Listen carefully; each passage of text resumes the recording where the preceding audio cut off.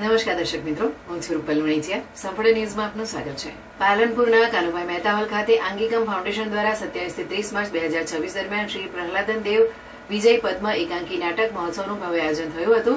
દરરોજ સાંજે 7 વાગે વિવિધ નાટકો રજૂ કરવામાં આવ્યા હતા.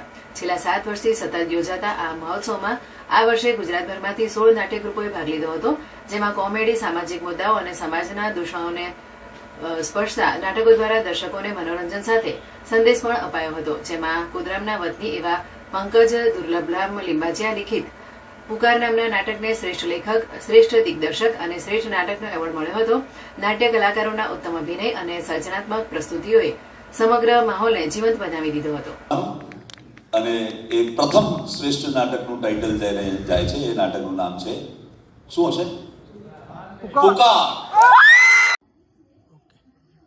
સ્વર્ગસ્થ ચુનીલાલ મંગલની ચોકસી માવજત પરિવારના સહયોગથી આંગિકમ ફાઉન્ડેશન દ્વારા આયોજિત આ નાટ્ય મહોત્સવ લગભગ છેલ્લા 7 વર્ષથી અમે આયોજન કરીએ છીએ.